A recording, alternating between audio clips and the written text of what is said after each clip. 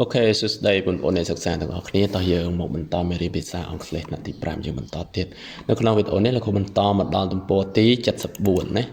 ញ្ចឹងយើងទំព័រទី74យើងបន្តមកដល់មេរៀនថ្មីណាមេរៀនថ្មីរបស់យើងគឺមេរៀនទី3យើងថា Unit 3មេរៀនទី3 Buying food អូខេយើងថា buying food ក៏បានឬក៏ buying food ក៏បាន buying food អញ្ចឹង buying food នេះយើងប្រែថាការទិញចំណីអាហារណាយើងប្រែថាអញ្ចឹងចំណីឬក៏អាហារ food នេះហើយ buy នេះប្រែថាទិញ buying ទៅជាការទិញណាការទិញចំណីអាហារអូខេតោះអញ្ចឹងយើងមើលចំណុច A ទាំងអស់គ្នា vocabulary អូខេ vocabulary អញ្ចឹង vocabulary យើងដឹងហើយយើងប្រែថាពាក្យឬក៏វគ្គស័ព្ទណាឬក៏ពាក្យពិបាកចឹងក៏បានដែរអូខេតោះអញ្ចឹងកន្លែងនេះយ៉ាងថា look at the pictures អូខេចូលក្រឡេកមើលរូបភាព look at the pictures listen and repeat អូខេស្ដាប់ហើយនឹងថាតាមអូខេ listen and repeat តោះស្ដាប់ហើយនឹងថាតាមអញ្ចឹងនៅទីនេះយើងមានរូបភាពប្រមាណបងប្អូនមើលបន្តិចសិនតោះអញ្ចឹងមានរូបភាពទាំងអស់ចំនួន5អូខេ1 2 3 4 and 5ហើយពាក្យក៏មាន5ដែរអញ្ចឹងនៅក្នុងចំណុច A នេះគឺយើងត្រូវចេះគឺមាន5ពាក្យហ្នឹងហើយក៏ដូចជាការបកប្រែតោះឥឡូវយើងមុននឹងចូលដល់ការបកប្រែហើយយើងស្ដាប់ទាំងអស់គ្នាលោកគ្រូអានហើយបងប្អូនទាំងអស់គ្នា complete repeat ណា listen and repeat ស្ដាប់ហើយថាតាមលោកគ្រូផងតោះឥឡូវយើងចាប់ផ្ដើមទាំងអស់គ្នាអញ្ចឹងពាក្យទី1យើងថា beef អូខេសូមបងប្អូនថាតាមផង beef អូខេពាក្យទី2អានថា papaya អូខេពាក្យទី3យើងអានថា noodles អូខេពាក្យទី4យើងអានថា eggplant អូខេ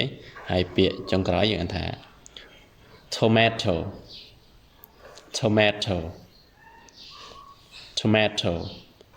អូខេតោះអញ្ចឹងយើងមើលពីដើមមកវិញក៏ដូចជាការបកប្រែអានម្ដងទៀតហើយបកប្រែណាអញ្ចឹងពាក្យទី1យើងថា beef អូខេ beef ហ្នឹងយើងប្រែថាសាច់គោណាសាច់គោនេះបងប្អូនស្គាល់ទេសាច់គោបាទប្រហែលជាមិនអត់ស្គាល់ទេណាបាទប្រហែលជាស្គាល់ហើយអូខេ beef ប្រែថាសាច់គោពាក្យទី2យើងថា papaya ហ្នឹងប្រែថាផ្លែល្ហុងណាល្ហុងខ្ញុំប្រែថាអានថា papaya ទី3 noodles ខ្ញុំប្រែថាមីណាមីអូខេមី noodle ឬក៏ខ្ញុំប្រែមួយទៀតប្រែថានំបញ្ចុកក៏បានដែរវាមានតែខ្សែដូចគ្នាណា noodles នំបញ្ចុកឬក៏មីហ្នឹងអូខេតមួយទៀតយើងថា eggplant អូខេ egg នេះខ្ញុំប្រែថាសុទ្ធឬក៏ពងណាធំនេះ egg នេះ plant នេះផ្សេងនេះ plant នេះរុក្ខជាតិទៅពេល eggplant នៅជាមួយគ្នានេះទៅជាយើងប្រែថាផ្លែទ្រាប់ណាទ្រាប់នេះយើងទ្រាប់ស្គាល់ទេបងទ្រាប់ណាយើងហូបលក់អីទៅអូខេអានោះឆ្ងាញ់យើងអាចហូបឆៅឆ្ងាញ់ជាងស្ងោស្ងោស្អិនណាតោះ eggplant អូខេប្រែថាផ្លែទ្រាប់ហើយកន្លែងនេះខ្ញុំប្រែអានថា tomato ហ្នឹងខ្ញុំប្រែថាផ្លែប៉េងប៉ោះណា tomato ហ្នឹងប៉េងប៉ោះអូខេអញ្ចឹងម្ដងទៀត beef សាច់គោ papaya ផ្លែល្ហុង noodles មីឬក៏នំបញ្ចុកអូខេ eggplant ប្រែថាទ្រាប់ហើយនឹងផ្លែទ្រាប់មិនទ្រាប់ហ្មងណាបែបច្រឡំអូខេ eggplant ទ្រាប់ឬក៏ផ្លែទ្រាប់ tomato ប្រែថាប៉េងប៉ោះអូខេអញ្ចឹងសង្ឃឹមថាបងប្អូនចេះអានពាក្យទាំង5នេះក៏ដូចជាការបកប្រែឥឡូវយើងមើលបន្តិចទៀតមកដល់ចំណុច B ទាំងអស់គ្នា spelling ណា spelling គឺយើងដឹងហើយការប្រកប spell each word in the box with your partner ប្រកបពាក្យនីមួយៗនៅក្នុងប្រអប់ជាមួយដៃគូរបស់អ្នកអូខេអញ្ចឹងនៅទីនេះគឺមានពាក្យដែលយើងរៀនហើយបាញ់មិញអញ្ចឹងយើងអានតិចទៅពាក្យទី1យើងអានថា beef អូខេប្រែថាសាច់គោពាក្យទី2 eggplant ខ្ញុំប្រែថាផ្លែទ្រាប់ហើយ noodle ខ្ញុំប្រែថាមីឬក៏អីគេមួយទៀតលោកគ្រូប្រែនោះគឺប្រែថានំបញ្ចុក noodle ហ្នឹងហើយ papaya ផ្លែល្ហុងហើយ tomato យើងប្រែថាប៉េងប៉ោះតោះអញ្ចឹងយើងប្រកបពាក្យទាំងអស់គ្នាចាប់ពីពាក្យអានេះគេឲ្យគេប្រកបពាក្យនេះមុនណាតែលោកគ្រូសូមឲ្យប្រកបពាក្យពីដើមទៅវិញតោះអញ្ចឹង please spell the word beef beef I spell B double E F. Okay, very good. Please spell the word eggplant. Eggplant I spell E double G P L A N G.